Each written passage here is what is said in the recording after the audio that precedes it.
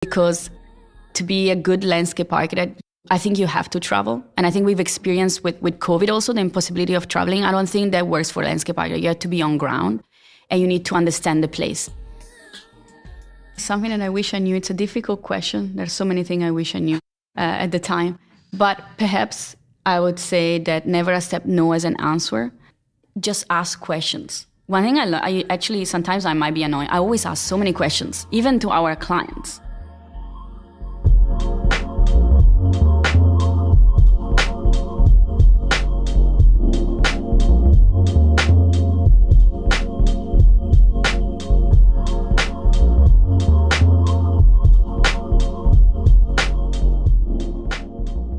Hello, hi, and welcome to the newest episode of Urbcast and the newest episode of the Landscape Architecture series.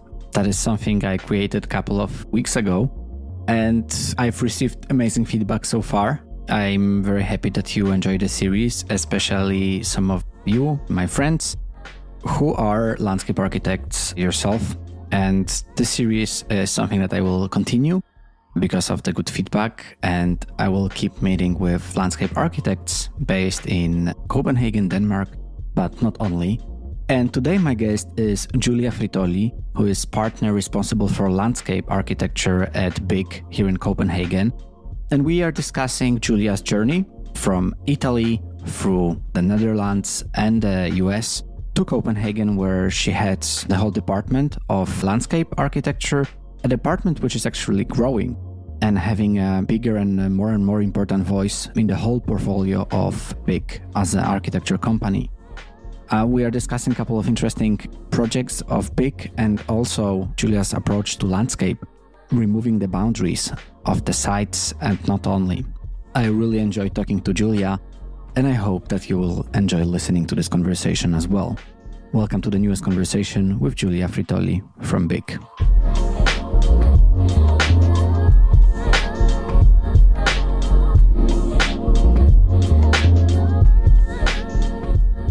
Giulia, welcome to Urbcast.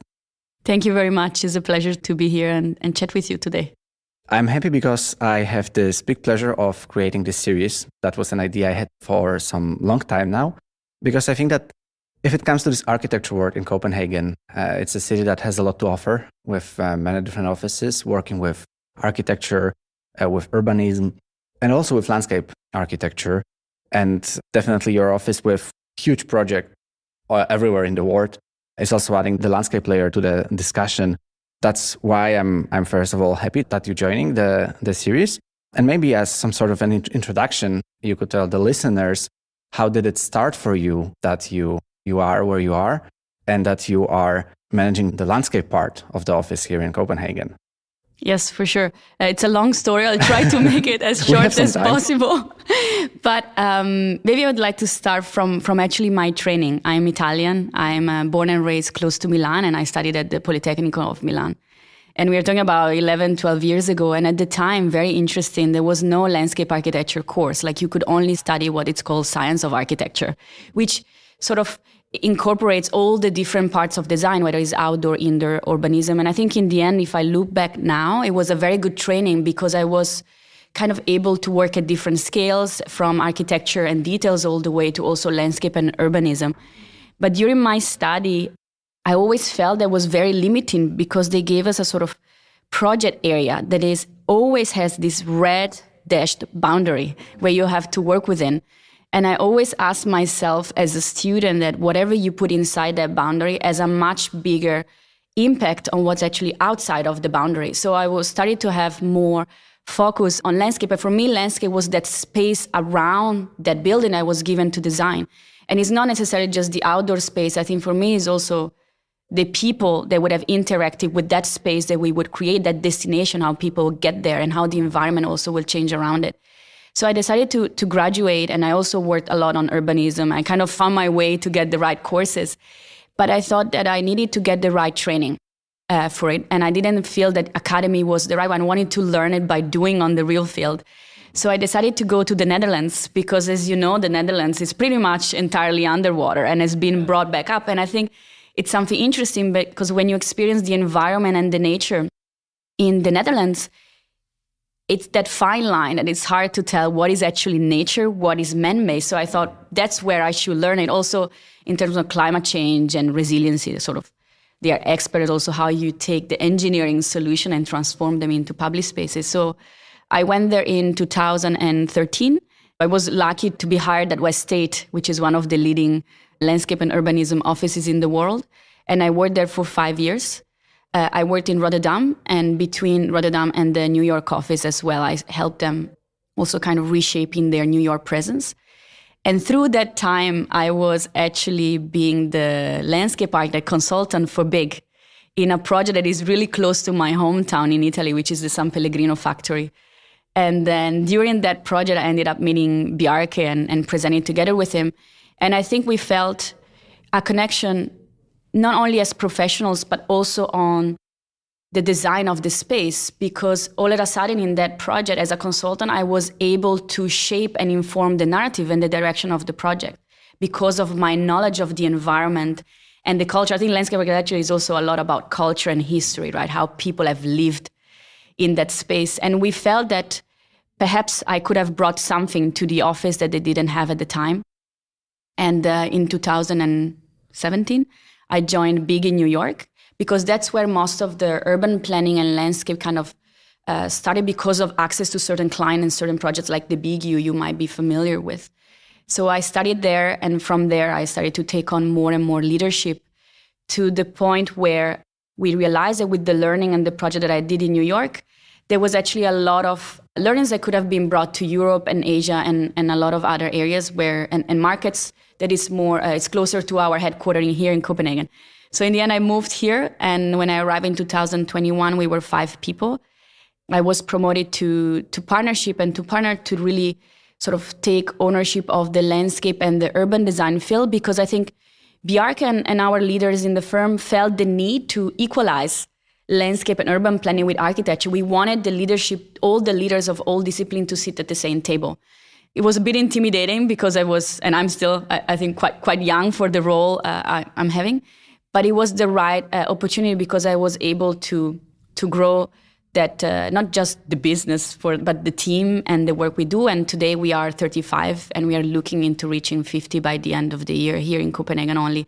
So that's kind of a little bit the summary of my, a little bit long.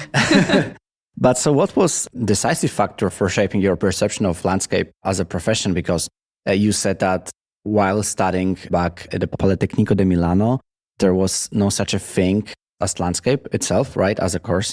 And then you had a lot of experience from the Dutch context, which treats landscape a bit differently. I will also have a conversation with Lola Landscape Office, and they are actually having a very interesting approach to landscape. And now you are here in Copenhagen for some years, so you're also being introduced to the Danish understanding of public realm and landscape. So is that blend of experience helping you, or there is one of them that is more important and decisive in your understanding? I think for the kind of landscape architect that I'm today, it's the blend of everything I learned and I experienced. And I think with landscape architecture, you never stop learning, even just by traveling, kind of experience things and learn. And I think like I learned very different things from many contexts. I think maybe the biggest takeaway from Denmark, I think, is the sense of community, the focus around people that I think has shaped the Danish society for a long time. And I think that's what has kind of created a lot of awareness to me on really building spaces for the community that feels accessible, that feels inclusive. I think Denmark is kind of leading on this aspect. From the Dutch and the Netherlands, I learned a lot about integrated system and how do you think about, it's not like engineering, architecture, landscape and urbanism, but we need to break those silos and work together. And the idea also of performative landscape. It's not just a nice place to be, it's not just a beautiful piece of nature, but it does something good, whether it's for the environment or for the people. So I think that is a very Dutch approach. And I think from BIG, I've also learned a lot this idea of identity. I think every place has an identity. Like there's no place on this planet that doesn't have an identity. It's there, and it's up to us to recognize it and elevate it. And sometimes it's also about transforming or give it a new kind of revised identity. And I think for me, for the work I do now, and I do together with my team and my colleagues, is the blend of all this that has shaped who I am and what I do and what my interests are. Integrating that into the work of BIG and your own department, what do you think is something that helps BIG stand out if it comes to landscape architecture projects? I think we sort of always challenge ourselves and challenge our clients to think outside of the box. And I think also for landscape architecture, I think in a way from what I've experienced is that a lot of landscape architects are thought to solve different issues, whether it's drainage, whether it's nature, whether it's programming. And I think what I learned with BIG is actually to think holistically of how everything comes together. So then you almost have one big picture, one holistic approach where different things plug in. And I think that's what, for me, the big landscape architecture approach is. And that's why perhaps some of our projects tend to look different because they're maybe trying to respond to the bigger picture. But I also think that for me, I learn a lot by working with architects and sitting in an office where, and you can see we're here today, like there's almost no door, everything is glass, there's a stair that connects all the floors. No one can hide. No one can hide, exactly. But the point that we don't draw that red boundary, that 11 years ago I asked myself, what is the role of that boundary? It doesn't exist here because we are the same team and we work together. And for me, that is not just a design process, it has an impact in the way things are built or executed. It is also a challenge because I think with the clients, with even just a drawing set, you need to define what's the scope for each discipline and until what line somebody draws and when the other starts. But in the real world, those lines don't exist. And I think that's what we always try to challenge and come up also with new typologies where I think that's also something interesting with BIG architecture approach, that it's applicable to the landscape, is the idea of decategorization, where I have sometimes clients and they ask me, is it a park or is it a plaza? But why does it matter? You know what I mean? It's a park and it's a plaza. It depends how people relate to that space and what they want to feel and do in that space. I don't believe in these categories. And I think what BIG has done for the architecture to think about a high-rise that is also a courtier building or a kind of apartment block that feels like a single-family house. This sort of constant challenge of the typology, that's something that we also try to bring to the landscape. And I think there is a lot of interaction and learning between the two disciplines that kind of shaped who we are today. While developing those projects, you also mentioned the identity. And of course, the identity comes from the context of a place. You work worldwide. You work in probably maybe every continent and almost every. Okay, but still, how do you make sure that you work with the context? Because of course, it's one of the threads I have in those discussions in the series about landscape is that obviously a lot of people say the context is very important, and it's easy to say when you are an office working in Copenhagen, based in Copenhagen, and you can really like get to know the site without traveling even. But when you work worldwide, how do you make sure that you really integrate the design in the context? Because of course it takes a lot of time to get to know the context and local stories and everything. So yeah, for sure. And I think that's almost the main reason why I love what I do. Because to be a good landscape architect, I think you have to travel. And I think we've experienced with COVID also the impossibility of traveling. I don't think that works for landscape architect. You have to be on ground and you need to understand the place. And I think when we travel, and I worked last year, I spent 2 years working in Australia, which was so far from here. You get to see the place and understand it, but you understand it in your own way. And you see things that maybe people that are there and live there don't see it every day, right? But I think that's what is also important is that you need to ask questions. That's what I said before. You constantly learn. And I think during these trips, we always try to ask questions to the community, to the city, to the clients, just to really understand the place. But most importantly, I think it's important to understand the culture.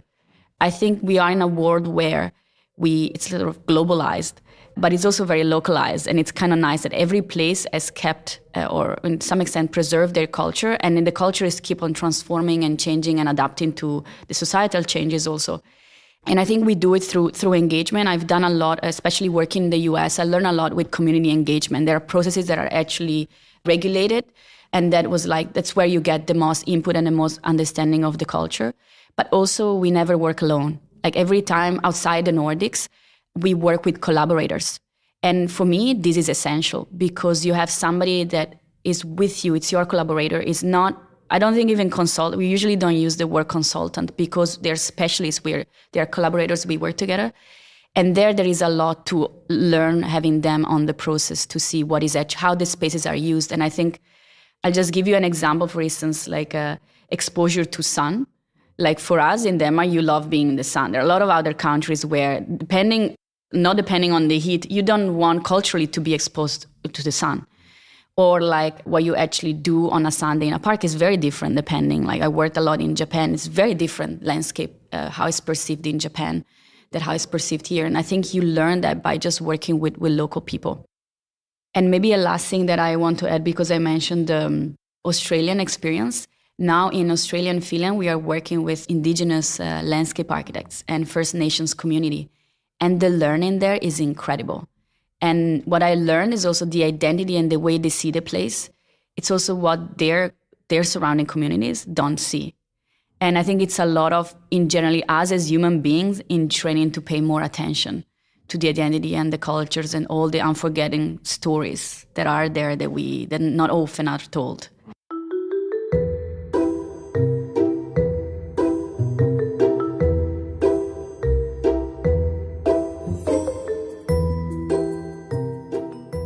I'm glad to hear that you are involving the collaborators. That was actually the question I was about to ask, like, how do you make sure? But so maybe to expand a bit even more, in such a project where you travel somewhere, can be Australia or Japan, and you have also the local collaborators and you engage the community, do you still collaborate with them somehow after the project is done? Because sometimes it is that when you involve the local community and you have this dialogue, then the project is presented and then it kind of closes, like the whole dialogue closes because the building will be done and that's it. So do you follow through on your projects? And if yes, how do you do it internationally as well? That's actually a very good question. I have to say that the challenge is that once the project is built, you sort of as designer, you're not as involved as you were. So you need to rely on whoever manages, runs or operates the public space or the project for the sake of what the project is to keep track and evaluate and just kind of receive feedback. It's all about feedback in the end of the day. So I think what we try to do, and we haven't maybe overly implemented yet, we have some data analysis on different projects that we've done, for instance, Superkilen or the Copenhagen as well. But I'm in talks with also our client to think about how do we continue that engagement process with the projects built to constantly have feedback to make sure that the places adapt. And I also think that in a way for me relates also to the way you design, right? Because you learn from that post feedback and you rethink how to design spaces. And we've done it in a few times, I think, just by observing places and how places are used. And I think in the end of the day, the most successful landscape projects are the ones where you don't overly prescribe the use, you don't overly prescribe the program. And also I had this conversation with my team the other day where I said, I don't think a project, we need to say this is the path. You have a space. And then whether you walk through, you stop, or you meander in different ways, that's just up to the users. So I think in responding to your question is that it's not much implemented yet, but we are trying to create that awareness with our clients on how we should continue that engagement and the kind of, I think it's also about data collection. And I think offices like Gales or other, we started to engage. It's also about like getting the right experts to also measure and kind of learn from it. And it's not just about the people. I think it's also for the biodiversity that I think that's important because you kind of plan for something. What's beautiful about landscape is things grow, not only the way the communities grow around it and thrive with it, but also the nature. So we're actually going to just finalize that yesterday. We're going to install some sensors here in the park and in the terrace to actually measure also and train and track the biodiversity. And I wonder perhaps that this could be the project where we also try to apply some of this, of how people use it and how the space changes over time. Measuring the impact of landscape is another part of the discussion. It is tricky sometimes, like how do you collect the data and how do you measure? Maybe, as you say, we shouldn't focus only on the social aspect, but think about landscape more broadly. And apart from what you already said, and also looking towards companies like Gale, for example, who collect a lot of information, do you have any other ways of measuring the impact of the projects, both on the kind of development stage, design stage, but also after? To be honest, if we talk about community to start with, I think that the best way, it's social medias. Like we live in a society where everybody shares what they do and what they think, or at least in the majority of the countries. Sometimes even too much. Sometimes too much, right? But I think that's where you can really see what people think and how people use the space. So I think for me, it's there are a lot of also community groups that are very vocal about certain things. So I think that's a good way for us as designer to start. We actually use that a lot also during the design process, because it's also about hopes and fears, right? What people want and what they don't want. A lot of time, like people will say mostly what they don't want rather than what they want. And I think that it is a good way where to start.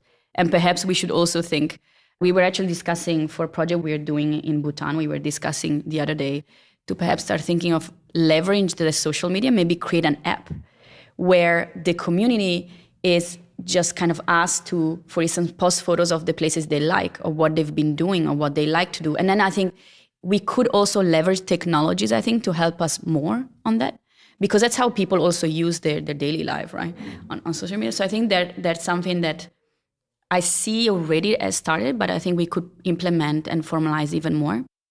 And then, of course, there are all the various surveys that people kind of organize and do. And in terms of measuring biodiversity, that's why I mentioned to you before we started to work with Fauna Photonics, a Danish-based company, to sort of prototype measuring biodiversity, because I think you can see it. I have to say that our colleagues yesterday, they were saying there's so many more birds. Of course, it's spring, but it's also with the park that we're just planning below. You see it because we live here every day and the building is pretty much glass. You see it, you see the outside. But I think we live in a world that is so data-driven. Like, it's all about data right now. And I think we need to collect the data. We need to start measuring. And perhaps I think also quantify economically the value of landscape, both for communities and for nature. I was at a NEB yesterday I've joined the new European Bauhaus, and I was in Brussels for the festival, and it was amazing to talk with a lot of different leaders, all about sustainability, but not only environmental sustainability, also community and social sustainability. And, we were discussing a lot about the European Green Deal and the new legislation. And among the group and our panel discussion, we were also saying that, yes, we have a certain kilogram of CO2 per square meter per year that we kind of targeted, and Denmark have been pioneering it. But what is the number for social sustainability? What is the number for biodiversity? How do you measure what is biodiversity today? How you monitor how it should grow? And I think I would love, through some pioneering projects or whatever is going on, to test and be part of a group that develops this measurement, because I think green is gold, like one of my former professors used to say. And I think we need to, if you quantify, it will be easier also for us as designer to push certain investments from client and cities. So I don't know if I responded to your question. I don't have a full answer, but I think there's a lot going on. And I hope next time we meet that there will be a much more concrete resolution on how to achieve this. Yeah, I think you answered partly. I think we could also use some examples of the projects. And here I also would like to, openly discuss some of the projects you did. This is an independent podcast, so I also question some things here and don't find it as some sort of attack. And I think in terms of projects that Big is doing, sometimes what you might hear is that it is about greenwashing or adding, this story that might not be true if it comes to data. So I would like to explore it. So, for example, if we have Copenhagen, which is the waste plant, and it has this slope on it as a roof, and then you have a lot of greenery. Is that project, in your opinion, sustainable? Was all the addition on the roof necessary? Because some people might say that it is waste and greenwashing as well, because the addition of the roof that is there was not that necessary, and the building is too big. Do you have some data to defend projects that get critique? It's easier to find people that have something negative to say rather than people that have positive to say, because somehow it's a weird society. Like, it's easier you get more excited by writing a bad comment than writing a good comment. But besides that, I hear that we worked with SLA at the time on the roof of Copenhagen. There were 59 native species planted on the roof. And I think a couple of years ago during COVID, they've done a survey. There are more than 120 right now. And I think if you look into that, and I think it's also perhaps that what the learning lessons is, that is the communication. Sometimes we should focus on communicating more these stories that, I don't know how many posts, for instance, we've done about this, but there is a report that has measured that in 3 years' time, it doubled the amount of native species there on the roof, and this comes with biodiversity. And it goes back to my question before, if we could measure the biodiversity of Copenhagen and see what it was before and after Copenhagen, and if you imagine more projects like Copenhagen happening, then you understand the impact. Because also when you work on a building, there's a certain amount of impact that you can do with one building. But imagine that you should do it with more. So I think there is a data there, and perhaps the negative feedback of what you just mentioned is a reminder that we need to tell these stories. But I also know that there's a lot of people that go and meet up there that can go actually ski in Copenhagen. And again, it's another point. How do you measure the social data?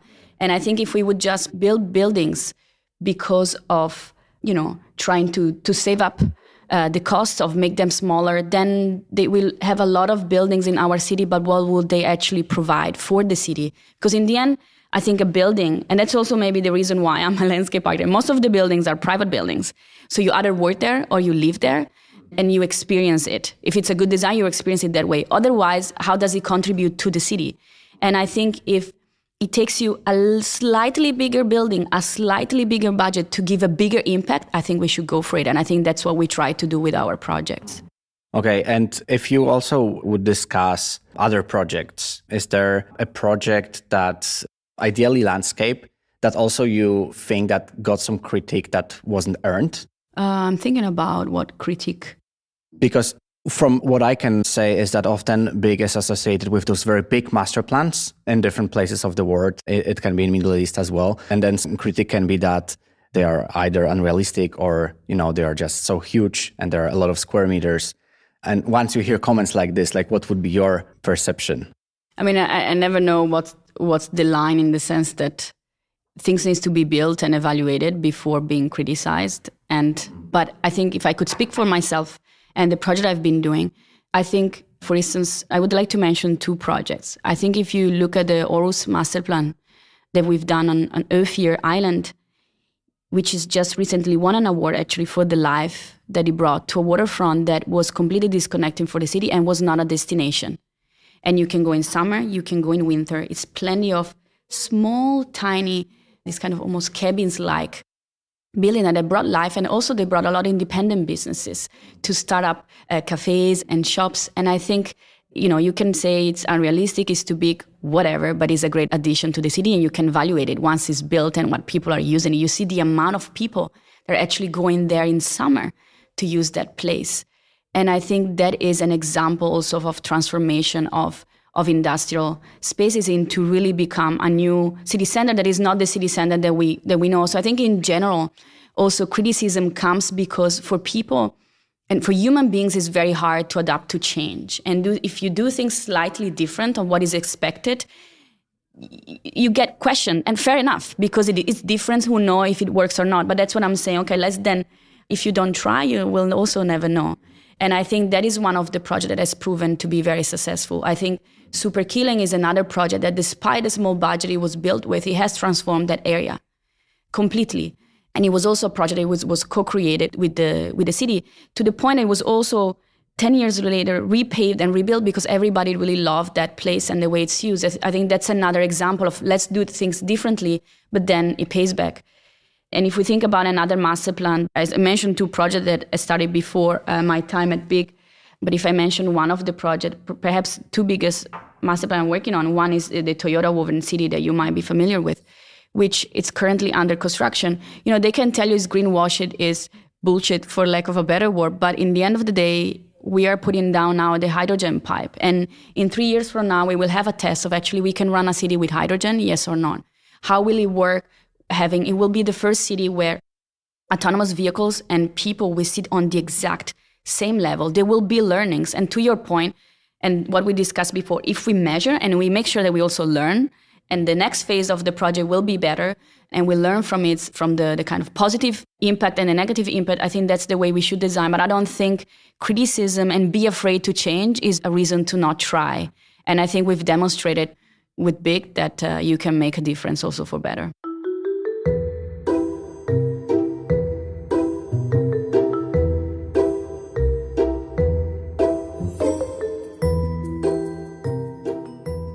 to develop those learnings even more, because like a big part of the audience are young architects, landscape architects, or even students. I would love to pick your brain even more and get some learnings from you. What are some of the biggest challenges you have while working with landscape architecture, beside the things we've discussed, the criticism that might come, and so on? I think that we have grown a society that is building today most of cities and urban spaces that go against ecosystems and nature. And that's also why the whole world is discussing now what we should change, right? And I think for me, the biggest challenge is all our regulation systems or our zonings and everything that usually constraints that you need, even infrastructure you need to fit within. Somehow, as a landscape architect, you would do them differently. You would listen to nature, and maybe some cities wouldn't have a grid. Some city would not put rivers into pipes and channels. We would not make concrete edges of a river, but do it differently. It also means reducing space for construction, right? Because I think we started now a project where I was telling my team, rather than, it's a master plan, I say, rather than saying where we should build, why don't we start saying where we should not build? You draw the boundary of what you don't touch. And I think this is a very different way of doing things. But I think it's the right way of doing it, but it's different. So for me, the biggest challenge is that you have to have a loud voice, be very confident, but try to be the sort of the champion for nature and environments. And then you need to try to do things differently. So for all the students, for all the young talents out there, I think just think outside of that box. What do you think is the right thing to do for building better city? I think that's the start one. And then see what sticks and what's possible. There will some things that will not be possible, but perhaps you find a way to still make it work. Like I think at Big or myself, I'm very stubborn and very confident. I kind of listen a lot. If I have an idea and I think it can be done away, I don't give up. I actually team up with the collaborators, the team, and the clients. Like, let's do it. Let's try to do it. And I think that's the way you create that change. So the challenge, is that we have to do things differently. It is so hard for human beings to adapt to a change. And what about the time frame? And I would like to discuss it from the two perspectives, because the first perspective of the time frame of a project is that it is extremely compact nowadays. So you have to have great results in a very short time. How do you very short money. And yes, exactly, and very short money. And sometimes it is competitions, right, that often don't pay that well. How do you make sure that the result is satisfying to you as a designer, as head, and as a company, that it meets certain level? I think, first of all, I want to say that I fully agree with what you mentioned. I think the biggest challenge of time that I constantly discuss with my team is that you never know when you get the right idea and the good idea.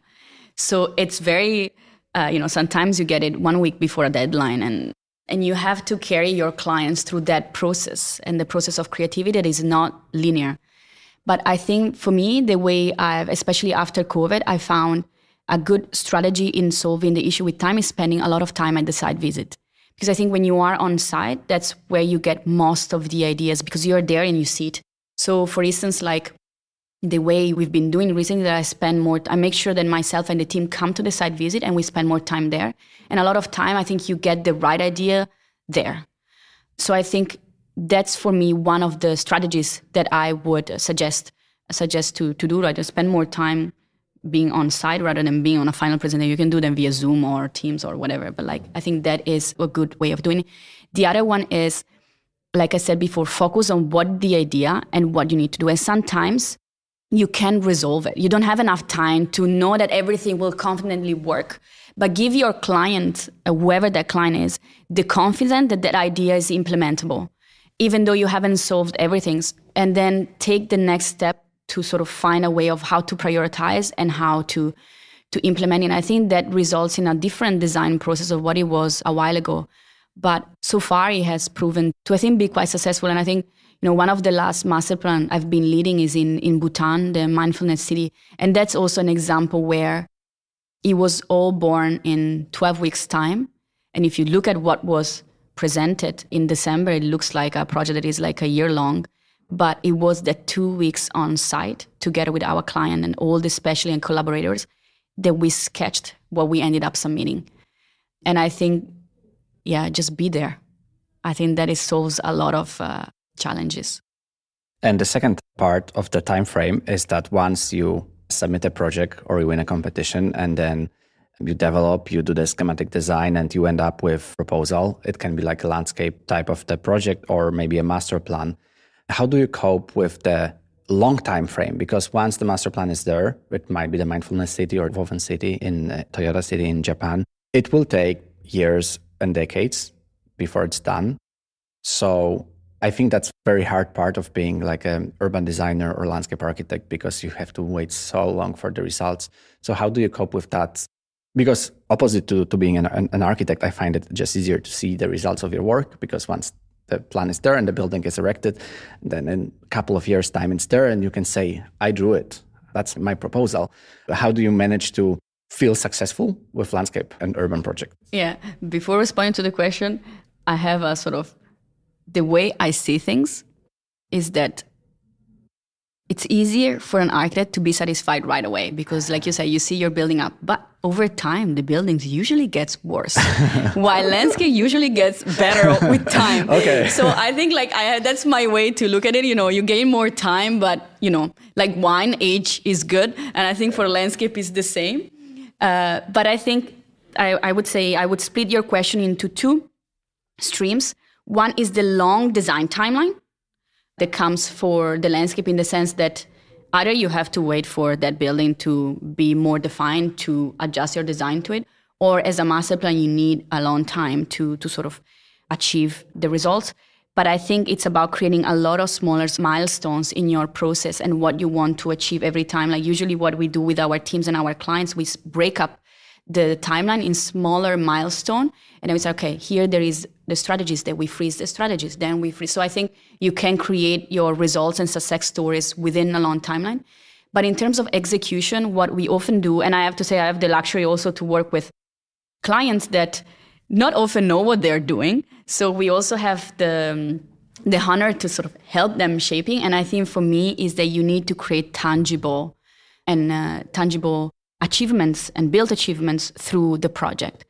And I think, for instance, you can start with a little pilot projects. Also, for instance, if we think about Aarhus, again, like during the construction phase, we actually had all these containers that brought life and activation and created a destination even before that project was built. And I think as a landscape architect, seeing people going to a place where nobody would ever go before, not depending what it looks like, it is a great success story. So I think maybe we should think about, as landscape architects, it's all about people and nature. How do we start planting these seeds, the community seeds and all the other seeds? You can think about, for instance, already we've done it with a few of our projects, bring some of the trees early on to the site. Maybe they're not in the location, but they start growing and climatizing. So I think we can find a way to get like small success stories in between, but also always think about phasing. When we work on master plans, we often work on two streams. One stream is the long or like the larger scale, depending what scale you're working at, but also alongside always looking at phase one, or what we call phase zero, the pilot project. I think those are very important moments, because also like as a landscape architect, the success is when people get there and nature starts thriving. And the early on you achieve that, the better. So I think we need to find that balance to make sure that these stories come in before actually the end result. So it is an ever-changing, ever-evolving space. But I think that's also what's nice, that you can always go back and you will always feel different. And it will be looking better probably with time, exactly. As you said, which is an optimistic thing.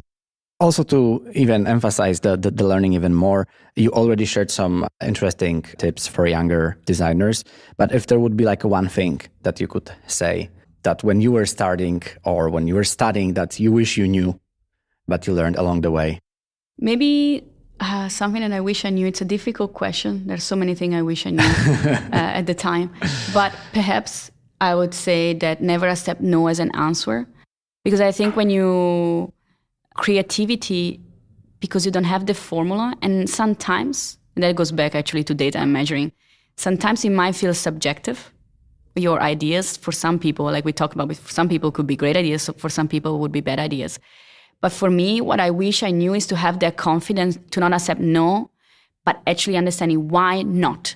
And then when you say why not, then they give you some reasons of why things are not working. And it's up to you as a designer to absorb that feedback and see how you, if you really believe in your idea, how you sort of shape and tweak it to make sure that does respond to their concerns. And I think that's something that is not always thought.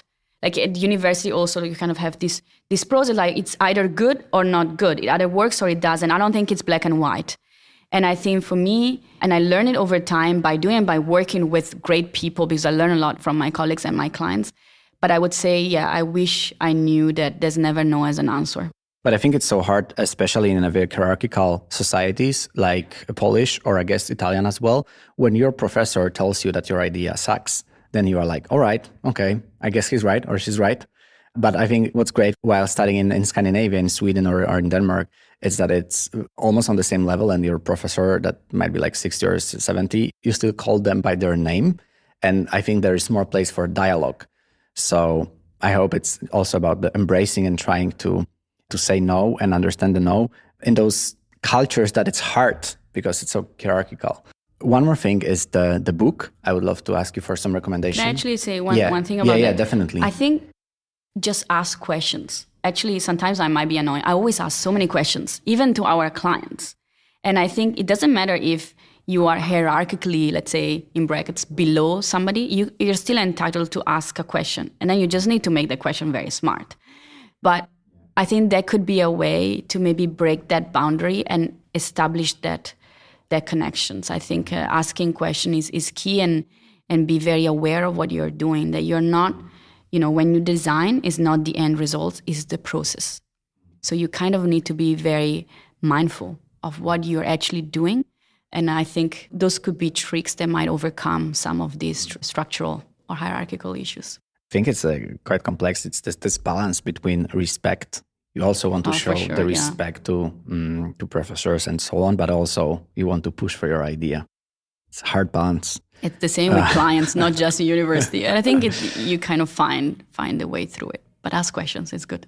Asking questions, so that's the takeaway. I'll ask my final question, which is the book recommendation. If you could share something that could inspire the listeners, ideally some read connected to the topic. Many books. I'm actually reading right now Sapiens, who talks about how humans are sort of adapted to the world. So I can't say if I recommend it or not because I haven't finished. But maybe one of the recent one I read, which is a bit of an older book of Charles Van Dine, which is called Landscape is Urbanism. And I think sometimes it gets very academic, but I think it's a nice book to look back at things that were done during perhaps the 90s or the early 2000s. We're talking about 20, 25 years ago, but they're so relevant today. And that book sort of helped me also explaining to the point that we were discussing before why we should do things differently. So I think for landscape architects that, you're sort of always seen, not here, but sometimes you're seen as a sub-consultant, kind of below architects, whatever. If you read the book, you feel like so empowered and you feel like you're actually dictating where buildings go and where things should go. So that's perhaps what I would recommend. Landscape is urbanism. Okay. Yes, landscape is urbanism or landscape urbanism. I don't know if there's is or not, but you will find it. Okay, I'll definitely look it up. I often buy the books that are recommended in this show. I think it sounds interesting. So you must have a good library. Yes, it's a big one. It's too big one now. Nice. But yeah, Giulia, thank you so much for the discussion, for sharing your way to getting where you are and sharing some of the stories from the Big Kitchen, from the backstage. I really appreciate it, and I hope that listeners will also find it enjoyable and useful. So thanks a lot. I hope so too. And thanks for the great question, for the opportunity. And let's see what we learn from this. Thank you. Thank you for listening to the newest conversation. That was it for today, together with Giulia from Big, where we discussed Giulia's and Big's approach to landscape architecture. There will be more episodes of the series, and if you would like to recommend a guest or a topic or a question to one of my guests, please reach out to me via email or social media, and I'm very happy to include it for you. Talk to you soon. Thanks a lot.